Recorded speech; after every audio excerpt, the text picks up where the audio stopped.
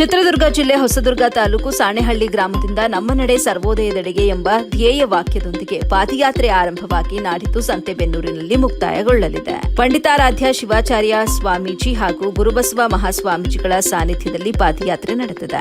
ಪಾದಯಾತ್ರೆಯಲ್ಲಿ JDU ರಾಜ್ಯಾಧ್ಯಕ್ಷರಾದ Mahima J Patil ಭಾಗಿಯಾಗಿ AB ವಾಹಿನಿಯೊಂದಿಗೆ ಮಾತನಾಡಿದರು. ಇದು ಸರ್ವೋದಯ ಪಾದಯಾತ್ರೆ ಸಾಣೆಹಳ್ಳಿಯಿಂದ ಸಂತೆಬೆನ್ನೂರಿನವರೆಗೆ ನಡೆಯಲಿದೆ. ಸಾಂಕೇತಿಕವಾಗಿ ಈ ಪಾದಯಾತ್ರೆ ನಡೆದಿದೆ. ಈ ಪಾದಯಾತ್ರೆ ಪ್ರವಾಹದ ರೀತಿ ನಾನು ಇದನ್ನ ಗಂಗಾ ನದಿಗೆ ಹೋಲಿಸುತ್ತೇನೆ. ಚಿಕ್ಕದಾಗಿ ಆರಂಭವಾದ ಈ ಯಾತ್ರೆ ದೊಡ್ಡ ಮಟ್ಟದಲ್ಲಿ ಸಾಗಿದೆ. ಪಾದಯಾತ್ರೆಯಲ್ಲಿ ಎಲ್ಲಾ ಜಾತಿ ಧರ್ಮದ ಜನರು ಭಾಗಿಯಾಗಿ ಯಾತ್ರೆ ಯಶಸ್ಸಿಗೆ ಸಾಥ್ ನೀಡಿದ್ದಾರೆ ಅಂತ ತಿಳಿಸಿದ್ರು. ವರದಿ ನಲ್ಲೂರು ಮಹಮ್ಮದ್ ಆಸಿಫ್, ಎಬಿ ನ್ಯೂಸ್ ಕನ್ನಡ, ಚನ್ನಗಿರಿ.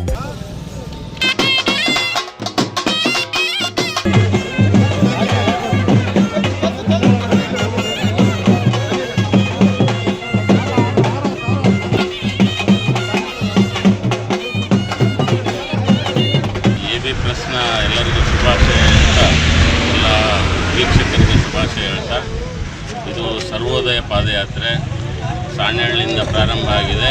ಸಾಂಕೇತಿಕವಾಗಿ ಇದು ಪಾದಯಾತ್ರೆ ಪ್ರಾರಂಭ ಆಗಿರುವಂಥದ್ದು ಸಾಣೆಹಳ್ಳಿಯಿಂದ ಸಂತೆಬೆನ್ನೂರುವರೆಗೆ ಅಂತ. ಸಾಣೆಹಳ್ಳಿ ಒಂದು ಧಾರ್ಮಿಕ ಕ್ಷೇತ್ರ, ಇದು ಸಂತೆಬೆನ್ನೂರು ಅನ್ನೋದು ಒಂದು ಸಾಂಸ್ಕೃತಿಕ ಕ್ಷೇತ್ರ. ಇದು ನಾವು 2-3 ಜಿಲ್ಲೆಗಳನ್ನು ಈಗ ಮುಟ್ಟಿ ಬಂದಿದ್ದೀವಿ. ಚಿತ್ರದುರ್ಗ ಜಿಲ್ಲೆ, ಚಿಕ್ಕಮಗಳೂರು ಜಿಲ್ಲೆ ಮತ್ತು ಇಲ್ಲಿ ದಾವಣಗೆರೆ ಜಿಲ್ಲೆ. ಇದು ಏನು ಅಂತಂದರೆ, ಇದು ದೊಡ್ಡ ಪ್ರವಾಹ ಥರ. ನಾನು ಇದನ್ನು ಗಂಗಾ ನದಿಗೆ ಹೋಲಿಸ್ತೀನಿ. ಅದು ಆರಂಭದಲ್ಲಿ ಚಿಕ್ಕದಾಗಿ ಪ್ರಾರಂಭ ಆಗುತ್ತೆ ಗೋಮುಖದಲ್ಲಿ, ಗಂಗೋತ್ರಿಯಲ್ಲಿ. ಅಲ್ಲಿಂದ ದೊಡ್ಡದಾಗ್ತಾ ಆಗ್ತಾ ಆಗ್ತಾ ನಮ್ಮ ಸಮುದ್ರ ಸೇರೋಷ್ಟೊತ್ತಿಗೆ ಒಂದು 4 ಕಿಲೋಮೀಟ್ರ್ ಅಗಲ ಆಗಿ ಸೇರುತ್ತೆ. ಹಂಗೆ ಈಗ ಸಣ್ಣದಾಗಿ ಪ್ರಾರಂಭ ಆಗಿದೆ. ಇದರೊಳಗೆ ಎಲ್ಲ ಧರ್ಮದ, ಎಲ್ಲ ಜನಾಂಗದ, ಎಲ್ಲ ಜಾತಿಯ, ಎಲ್ಲ ಪಕ್ಷದ, ಎಲ್ಲ ಪ್ರದೇಶದ ಜನ ಒಟ್ಟಾಗಿ ಸೇರಿ ಎಲ್ಲರಿಗೂ ಒಳ್ಳೆಯದಾಗಂಥದ್ದೇನೋ ಅದು ಸರ್ವೋದಯ ಅಂತಂದೇಳಿ, ಎಲ್ಲರಿಗೂ ಒಳ್ಳೆಯದಾಗೋದಕ್ಕೆ ಇದರೊಳಗೆ ಯಾರದೇ ಸ್ವಾರ್ಥ ಇಲ್ಲ, ಯಾರೇ ಒಬ್ಬ ವ್ಯಕ್ತಿಯ ದೊಡ್ಡಸ್ತಿಗೆ ಅಂತನ್ನಂಥದ್ದಿಲ್ಲ.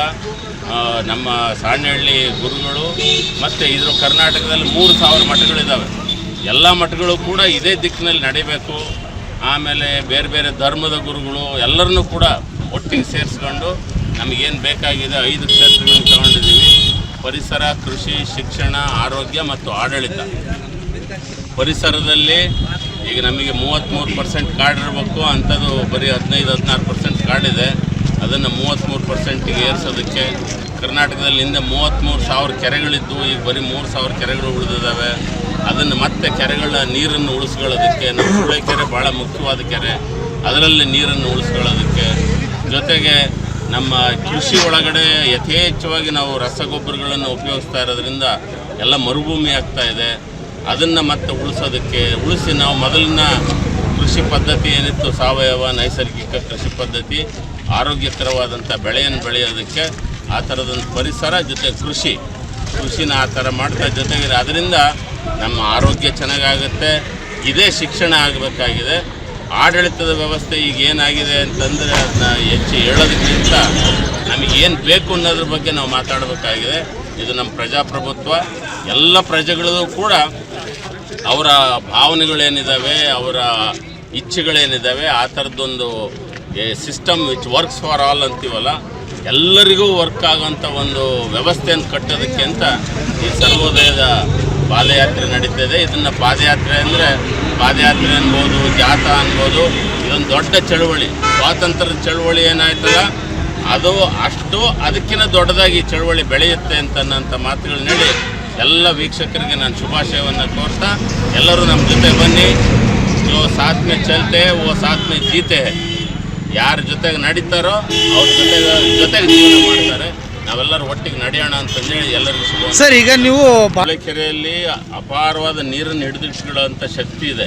ಈಗ ಭಾಳಷ್ಟು ಹೂಳು ತುಂಬಿರೋದ್ರಿಂದ ಅದಕ್ಕೇನಾದರೂ ಒಂದು ಮಾರ್ಗ ಹುಡುಕಬೇಕು ಅಂತ ನಾನು ಇಂಜಿನಿಯರಿಂಗ್ ಪದವೀಧರ ಆಗಿರೋದ್ರಿಂದ ನಮ್ಮ ಇಂಜಿನಿಯರ್ ಫ್ರೆಂಡ್ಸ್ನ ಎಲ್ಲರ ಹತ್ರನೂ ಕೂಡ, ಅದು ವಿದೇಶದ ಸ್ನೇಹಿತರಿರ್ಬೋದು, ಈ ದೇಶದವ್ರು ಇರ್ಬೋದು, ಎಲ್ಲ ಇಂಜಿನಿಯರ್ಗಳನ್ನ ಸೇರಿಸ್ಕೊಂಡು ಅದೊಂದು ಒಳ್ಳೆಯ ಪ್ರವಾಸಿ ತಾಣ ಆಗಿರಬೇಕು.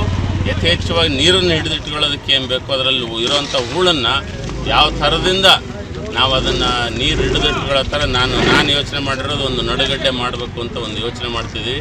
ಇದಕ್ಕೆ 16,000 ಕೋಟಿ ರೂಪಾಯಿನ ಅವಶ್ಯಕತೆ ಇದೆ.